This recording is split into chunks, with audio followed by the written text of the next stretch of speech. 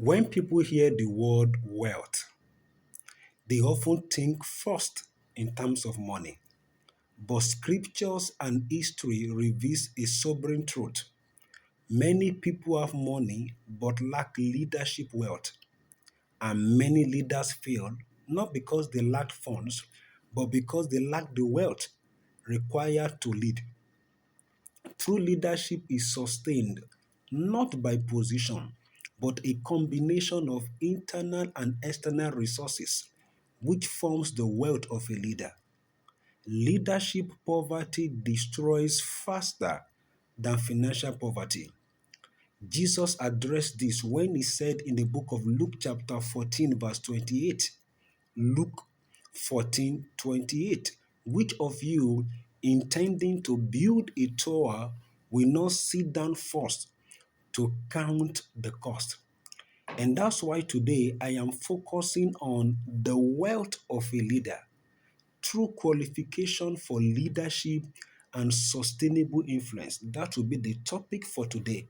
The wealth of a leader, true qualification for leadership and sustainable influence. Now, what does this wealth of a leader mean? What actually is the wealth of a leader?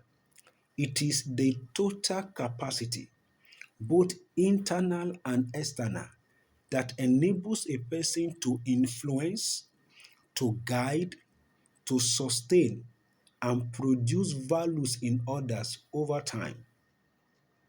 That enables a person to influence, to guide, to sustain, and produce values in others over time. In the making of a leader, before the crown comes the cave. Before the crown comes the cave. Take David, for instance. Though anointed in public, he was processed in private, leading the sheep, confronting lions and bears, faithful service to Saul, and seasons of isolation in caves built his character. Same thing also happened to Joseph. His capacity was built before authority was given to him. He led in Potiphar's house, he led in the prison, and eventually led in Pharaoh's palace. What does this tell you? That prosperity follows competence and character, not necessarily position. Look at Jesus. He led without political or military force. His influence was rooted in his identity as the Son of God. In the book of Matthew, chapter 7, verse 29, Matthew chapter 7, verse 29, the Bible said concerning Jesus, he taught as one having authority, not as the Pharisees. And authority flows from who you are, not necessarily where you sit. Authority flows from who you are, not necessarily where you sit. So this leadership wealth includes several things. This wealth of a leader, it includes several things. It includes spiritual capital, it includes character, it includes wisdom, it includes vision, it includes competence, it includes relationship, it includes discipline, it includes credibility, and of course, financial resources. Nonetheless, I will just focus on a few of these points I mentioned. I will begin with the first one, which is spiritual capital. And spiritual capital, as one of the components of leadership wealth, describes God consciousness, being conscious that you are occupying this place because of God and having that consciousness and His approval in all leadership decisions. Spiritual capital also include moral authority rooted in divine alignment, as well as an inner stability that outlasts external pressure. The spirituality of a leader is an asset. It should not be in doubt at any point in time. You should be able to say, like Paul the Apostle, I know whom I believed and I am persuaded. Because everything will rise and fall on the spirituality of a leader. So that needs not to be in doubt at any point in time. The second wealth of a leader is character. And Proverbs chapter 22, verse 1 says, a good name is rather to be chosen than great riches. In other words, if as a leader you are giving options, you are giving two things. You are giving a good name and you are giving great riches. The Bible said, go ahead and choose a good name. So, what actually is character? Character is integrity under pressure. Character is consistency in private as well as in public. Character is accountability when no one is watching. The most expensive thing in leadership, the most expensive currency in leadership actually is trust. To find people that can be trusted is is a big deal. It's a big deal. The third leadership wealth is intellectual competence.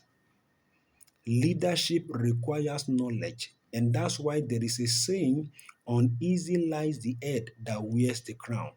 Leadership requires knowledge, it requires continuous learning, it requires problem solving ability.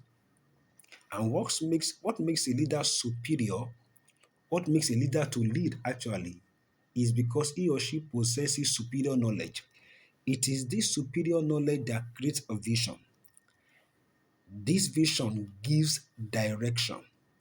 This direction brings people together and then makes them to begin to work towards a common goal and attracting requisite resources to achieve that goal.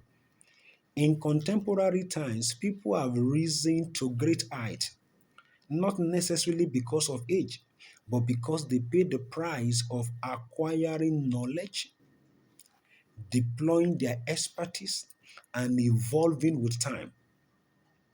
The fourth wealth of a leader that I want to talk about today is relationship. And this talk about your connection with people and the influence you make on them. Relationship with friends, relationship with foes, relationship with associates, relationship with acquaintances, relationship with relatives, relationship with superiors, with clients, with customers, with contemporaries, with subordinates, relationship with competitors, relationship with royals, relationship with laymen, relationship even with the opposite sex. In leadership, relationship management is key. You need to learn how to control your emotions very well. How do you handle anger? How do you handle ego? How do you handle fear? How do you handle criticisms? Leadership is very important, and you cannot lead in isolation. You will need people. Even the Lord Jesus Christ built a team. And in leading people in building team, you have to relate with people with different backgrounds, with different experiences, with different prejudices. So you need to learn how to manage these differences in people. You need to build a network because your network will determine your speed. Your network will determine your skill, and your network will ultimately determine your sustainability.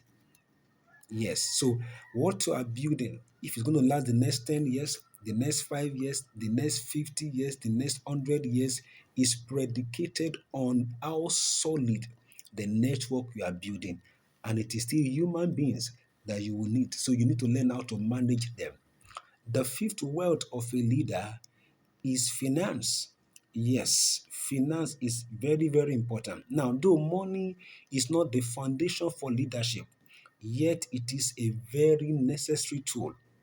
Part of the demand that frequently comes on leadership borders on finance. You cannot hide that. You cannot shy away from that. You cannot look away from that. Hence, a leader should know how to make, how to manage, and how to multiply resources judiciously. That's one of the wealth of a leader that you need to possess, that you need to work upon. Now, bringing this home, because you may say to yourself, oh, I'm just starting. I'm not leading anybody. I'm just on my own. And that's why I want to bring it home. Your life is the first organization you lead. Your life. Therefore, how well you do this in leading yourself, in leading your life, will reflect in discipline, would reflect in time management and personal growth. Definitely. Then from leading your life, it progresses to what? To that of your family, where parents and siblings assume leadership positions. It does not stop there, it also migrates to organizations where leadership demands become more pronounced. You see, leadership is first not where you are placed, it's rather about what you carry. It's not really about what? About your position. It's really about what you carry on the inside of you. So, the true wealth of a leader is not measured by how many people follow you, it's not measured by how loud your voice is not measured by how many titles it is that you carry. Rather, your true worth as a leader is measured by how much value you add, is measured by how many people you develop, is measured by how you are able to endure pressure, is measured by how you are able to serve faithfully. So you rise to leadership not by ambition alone, but accumulation of leadership qualities. So as I conclude, you may now ask yourself, what do I now do to prepare myself for leadership?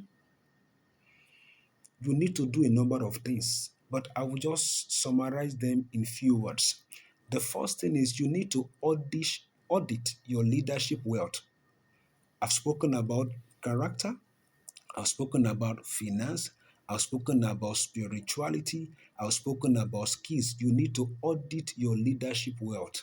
Ask yourself, which of these pillars, which of them is strong and which one is weak? Is character weak while finance is strong? Is spirituality strong while relationship is weak? Ask yourself and be very honest about the response you get. So, having asked yourself, having audited your leadership, the next thing you need to do is to invest. Invest in your leadership. Invest in spirituality. Invest in character formation. Invest in intellectual growth. Invest in building relationship. Invest in your financial freedom. The third thing you need to do to prepare yourself for leadership is to seek mentorship and accountability. Seek mentorship and accountability. And what do I mean here is you need to find reputable individuals and systems that can help to keep you on track, that can help to hold your hand, that can help to keep your eyes on the ball. The fourth thing you can do to prepare yourself for leadership is to lead where you are before you lead where you want to go. Many a times people are preparing for where they want to be. They don't want to start where they are. So pick up leadership responsibility from where you are located at the moment and begin to lead there whilst preparing to lead where you are intending to go. Because leadership is not